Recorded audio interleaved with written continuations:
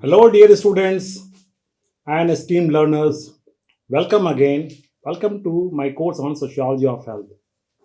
Now, this is lecture number 30, and in this lecture, we'll talk about the Sustainable Development Goals, the other important goals related to health. So, in the previous lecture, we talked about the health related goals of the Sustainable Development Goals, and in this lecture, we'll talk about a few other goals like the goal number one, which is talking about no poverty, then goal number two, zero hunger, goal number four, quality education, and goal number six, ensure access to water and sanitation for all.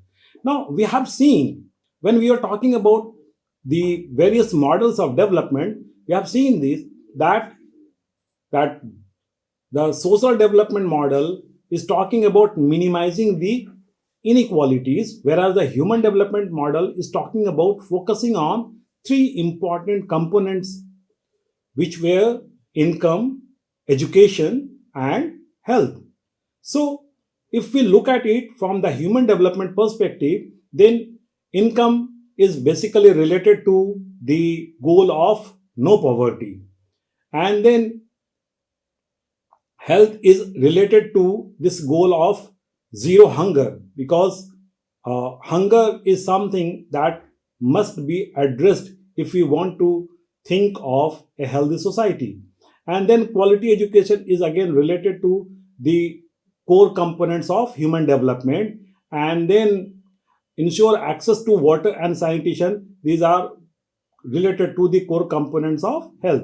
So, this way, if we cover these four very important goals, then we can address the health related goals more comprehensively. That is why I have included these goals in this lecture, and this is the last lecture of this week 6, in which we are talking about the Millennium Development Goals and Sustainable Development Goals, the health goals and achievements. So, with this understanding, let us go to the first slide. And before basically I begin the contents or talk about the contents, let me make an acknowledgement here. The Sustainable Development Goals are developed by the United Nations and its agencies. The information presented here have been taken from the website of United Nations and the allied agencies. And these information are actually available in open access mode. We are using this information for education purpose. However, I'm suggesting the learners here that they can go and check the website, and you will find much more information available there, not only about this particular goal, but about all other goals. So, with this acknowledgement, I would like to talk about the various goals which are related to achieving the goal of no poverty. Goal number 1.1 says that by 2030, eradicate extreme poverty for all people everywhere, currently measured as people living on less than $1.25 a day. So, there are 4 or 5 important things mentioned in this particular goal, and we need to understand and see the interconnectedness among these important things. First is, what is extreme poverty? So, basically, poverty is often considered as a relative poverty also, right? Because if there are two groups of people and one group of person is having lesser income than the other group, then because of the phenomenon related to relative poverty, the other group may be having much better than the rest of than the average of the rest of the world, but because of the specific comparison, it may consider itself poor group. So, that is basically relative poverty. But on the other hand, we have an absolute poverty concept where we talk about a bare minimum income. So, this income is basically identified here that living on less than $1.25 a day. This is basically an extreme case of absolute poverty, right? So, that kind of poverty, the extreme poverty, must be eradicated by 2030.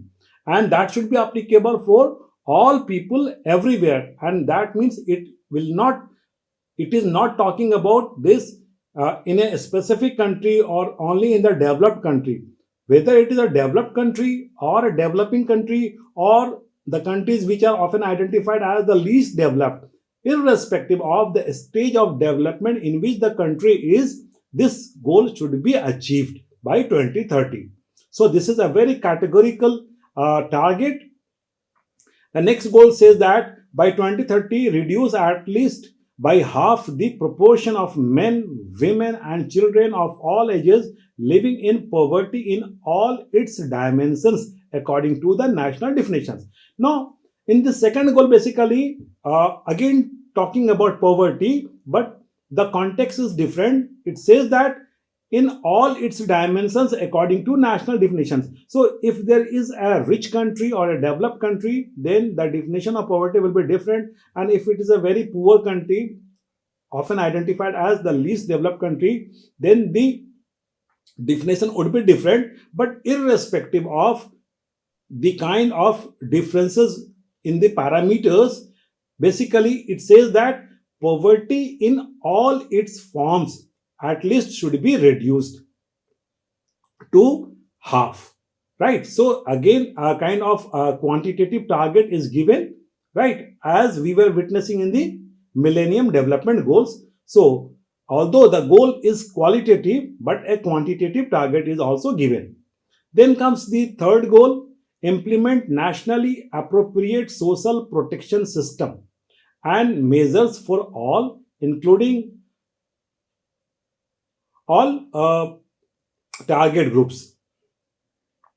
Now, the social protection scheme are very important in the modern nation states, because if the states are not coming forward to take care of the people, then which other agency will come forward? And in the present age of globalization and privatization, state is very important in terms of providing the minimum securities, whether that is related to finances or that is related to any other thing, right? So in terms of the minimum financial security, there should be an adequate provision of social protection system, and so this goal is talking about that. Then the next goal is talking about ensure that all men and women, in particular the poor and the vulnerable, have equal rights to economic resources as well as access to basic services. Yes, these are important things, and if we continue to see or continue to have a look on this other goals related to this goal number one, then we get to know that there are important issues like vulnerability to climate related extreme events, then enhanced development cooperation, then to implement programs and policies to end poverty in all its dimensions, etc. Right? So those were the goals related to addressing the problem of poverty. Then I have included some of the facts and figures related to goal number one. So these are very important because this give you an idea about what kind of problem is existing at global level. According to the most recent estimates, in 2015, 10% of the world's population, or 734 million people, lived on less than $1.90 a day. That means the problem of poverty is massive. Then, if we try to locate the location of poverty in terms of the geography, then it would be quite surprising to see that the southern Asia and sub-Sahara Africa are expected to see the largest increases in extreme poverty. Now, this is very surprising, but this is a reality. That these regions are expected to see the largest increase in extreme poverty. Although we are having so many mechanisms, we are talking about development, we are talking about economic growth and whatnot else, but the figures suggest that that in this specific region, it is quite expected that the extreme poverty may increase, with an additional 32 million and 26 million people respectively living below the international poverty line as a result of the pandemic. So why this is happening? Because of the COVID pandemic, because that has devastated the economies and several other things. So this has enhanced or increased the challenges that the world was witnessing. The share of the world's workers living in extreme poverty fell by half over the last decade, from 14.3% in 2010 to 7.1% in 2019. If we do not want to remember these specific percentages, then this much of information in itself is very encouraging, that the share of the world's worker living in extreme poverty fell by half over the last decade. So there is a good progress in last one decade, and if we can continue to have that kind of progress, then we can continue to address the problem. Then in 2016, 55% of the world population, about 4 billion people, did not benefit from any form of social protection. So this is a very problematic or disturbing kind of statistics, because if half of the population did not get any benefit from any of the social protection program, then what kind of basically governance or social protection the national governments are actually offering? That means the national governments are not offering good kind of programs, or they are not taking care of the stakeholders or the most deserving people. That means there are issues related to regulation also, right? So these facts and figures help us to understand not only prevalence of poverty, but also the causes of that. Then we come to the next goal, which is zero hunger. We talked about this when we were discussing the Millennium Development Goals also. So we have an idea about this.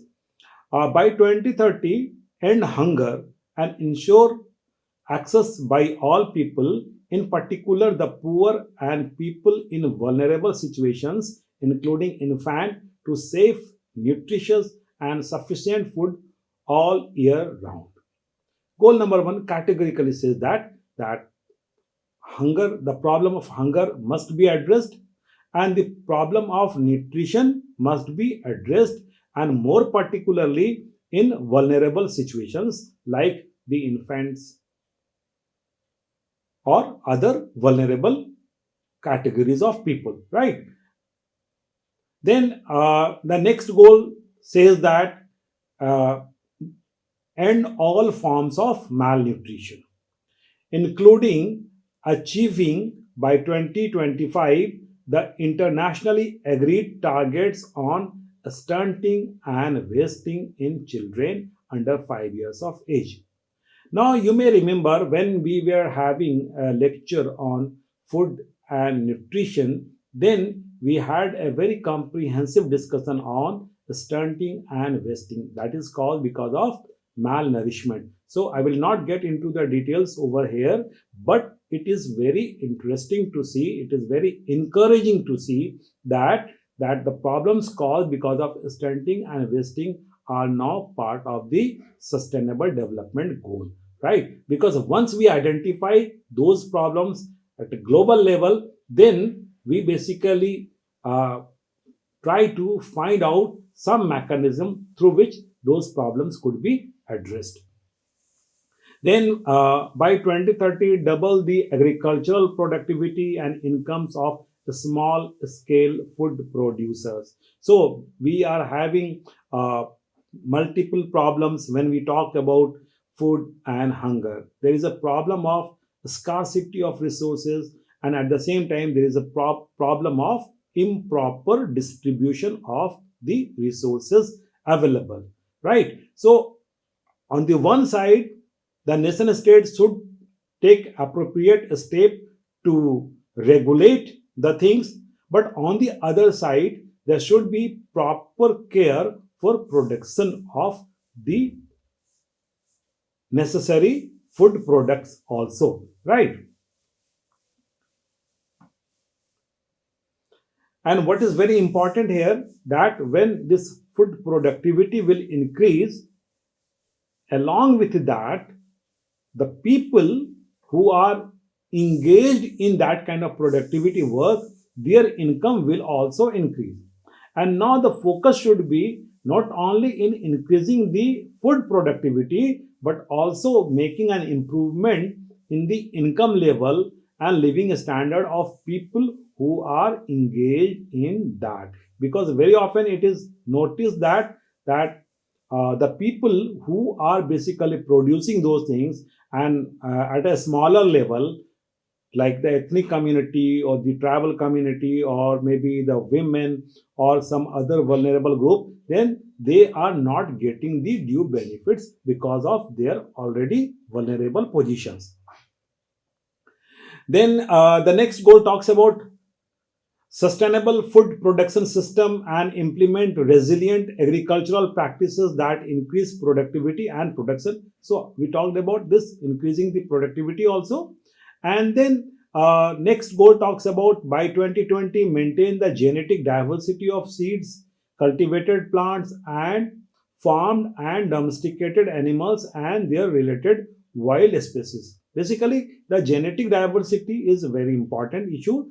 This issue related to diversity is also addressed in the biodiversity issue, and we have seen that the biodiversity is also one of the important goals. So now there are certain facts and figures.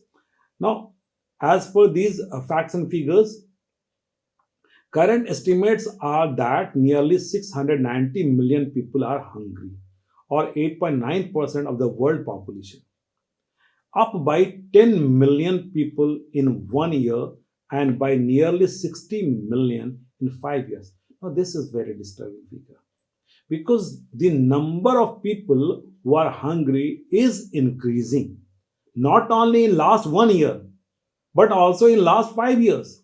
That means despite having all the mechanism at the global level and the national level, we are not in a position to address the problem of hunger existing among definitely the most vulnerable and marginalized categories. So when we are talking about health, we need to talk about hunger. In sociology of health, we are talking about all the possible social determinants of health, and we have been saying time and again that food and nutrition are the most important, most essential determinant of health. Medical care comes in the picture only when someone is getting appropriate food and maintaining their nutrition. Without food and nutrition, nobody can survive, no matter how much medicine or healthcare could be provided. That is technically not possible. So, this is the most essential requirement, and from that perspective, if we see that people are not in a position to meet their food requirements, then that is very painful and unfortunate also. Then the majority of the world's undernourished, which is 381 million, are still found in Asia. So at the continental level, we can see that as Asia is basically the continent where the most undernourished people are. More than 250 million live in Africa, where the number of undernourished is growing faster than anywhere in the world. And even more unfortunate is this, that the number of undernourished is increasing. In 2019, close to 750 million, or nearly 1 in 10 people in the world, were exposed to severe levels of food insecurity. So, these are some of the facts and figures related to the problem of hunger. However, the Sustainable Development Goal targets that we should achieve the goal of zero hunger. That means nobody should suffer from any of the problems related to hunger. An estimated 2 billion people in the world did not have regular access to safe, nutritious, and sufficient food in 2019. So 2 billion, almost 25% of the global population. If recent trends continue, the number of people affected by hunger will surpass 840 million by 2030, or 9.8% of the global population. That means we have realized, we have seen that this problem is very serious. Now we come to the next goal, which is related to quality education. And we all understand basically the importance of or the need of education, right? And when we were talking about human development, or when we talk about the human development approach, we get to know that education is basically a kind of enabler. It is an important component which is basically enhancing the capacity, and it helps in making people capable of living the life of their choices. It helps in exploring oneself, right? So education is not just about having the ability of reading, writing, understanding, or working, or earning a kind of livelihood. Education is essential even for the realization of the values that one is basically having, right? And the kind of preferences that one may have. So for living the life of a complete entity, education is very important, very essential. And if we look at it from the perspective of health, then again education is very important, because we cannot understand the complications caused because of so many external as well as internal factors, and education helps us in having a comprehensive understanding. And then after talking about these things, it would be important to say that education also helps in enhancing our creativity, our capacities, and also helps in fulfilling the goals related to income generation, which is again very important. So educational deprivation basically deprive us from all other essential capacities, from the health capacity to income capacity to all other kinds of capacity. So education is very important, and so quality of education is important. But where do we exist in terms of education? And quality of education at global level is something that we need to see and understand. And so this goal number 4 is becoming very important, and education is considered very essential component for this sustainable model of development or sustainable development. Goal number 4.1 says that by 2030, ensure that all girls and boys complete free, equitable, and quality primary and secondary education, leading to relevant and goal for effective learning outcomes. So there are certain essential requirements when we are talking about quality education, and the first important thing is the gender parity. Basically, because the problem is that even if we are making some kind of achievement, and if we are unable to maintain the gender parity, or if there is gender inequality, then the benefits of whatever success we have achieved will not be materialized. So it begins with all girls and boys. That means the gender parity should be maintained. Then complete free, equitable, and quality. That means if you are talking about primary and secondary education, then it should be free, it should be equitable, and it should be quality, right? So this equitable is very important, then this gender parity is very important, and this free is again very important, because people often do not have the affordability of the costly education in many of the states, right? So these are the well defined specific goals. Then the next goal talks about by 2030, ensure that all girls and boys have access to quality early childhood development, care, and pre primary education, so that they are ready for primary education. That means for fulfilling the goal of primary and secondary education, there is also the need of the early childhood development care and the pre-primary education.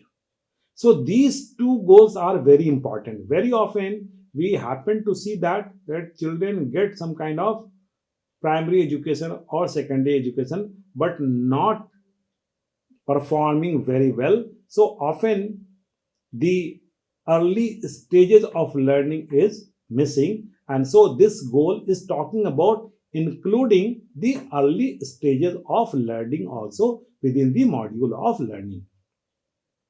Then 4.3 says that by 2030, ensure equal access for all women and men to affordable and quality technical, vocational, and tertiary education, including university. Now, this is again diversifying the objective related to quality education because it talks about uh, technical education, vocational education, and tertiary education. So, this way we can see that the goals related to learning, education, skills, vocations, all could be seen in these goals as articulated by the Sustainable Development Goals.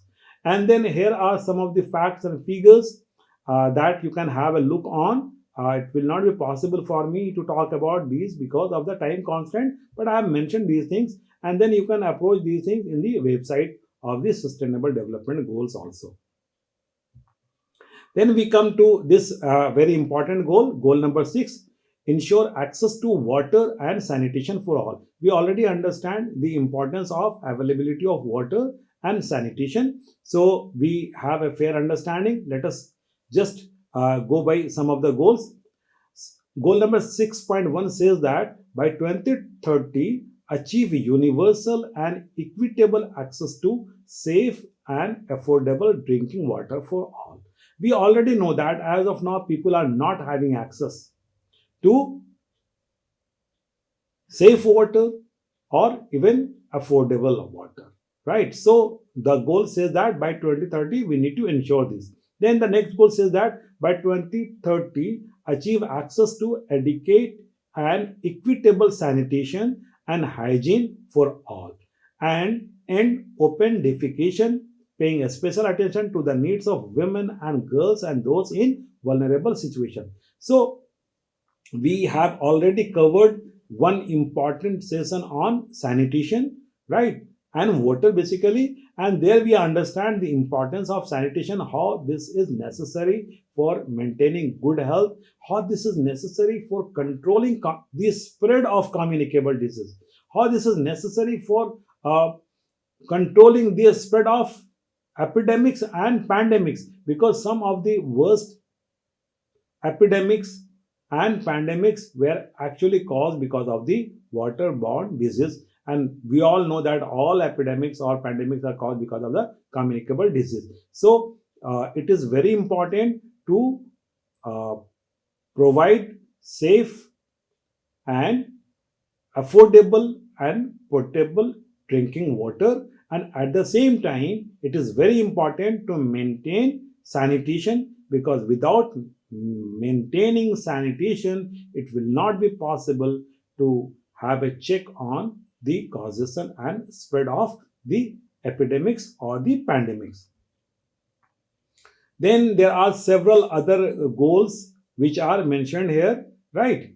For example, goal number 6.4 says that by 2030, substantially increase water use efficiency across all sectors and ensure sustainable withdrawal and supply of fresh water to address water scarcity and substantially reduce the number of people suffering from water scarcity. So it suggests some kind of mechanism also to address the problems of water scarcity.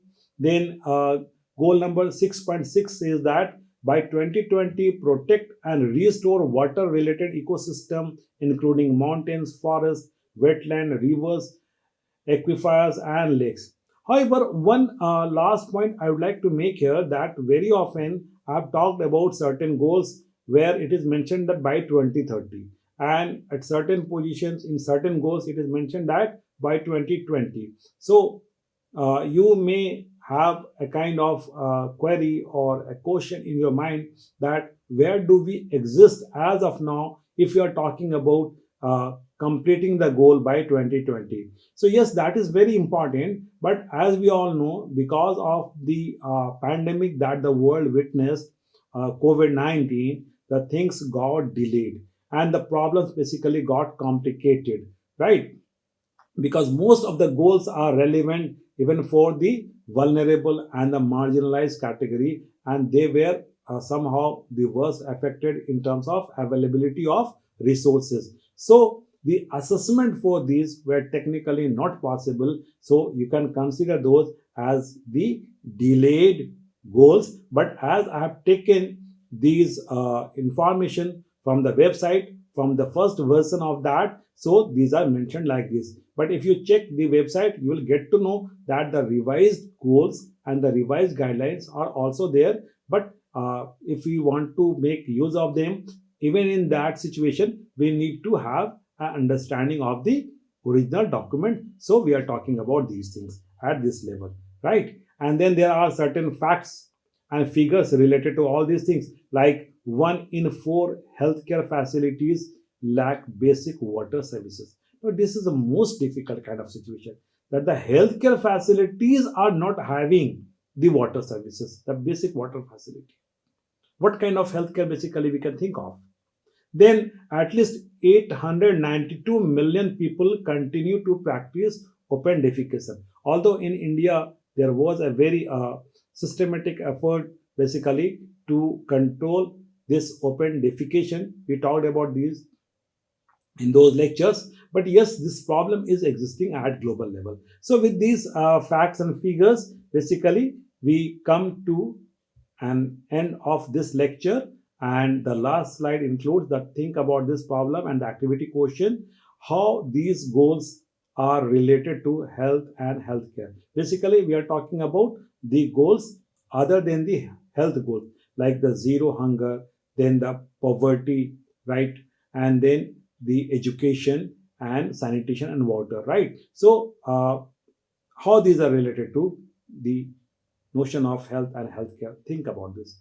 And the activity question is say that identify a poor family and observe their lifestyle, observe the interconnectivity of the various health related goals in their lives. Observe that and try to understand, and if possible, write a note on that.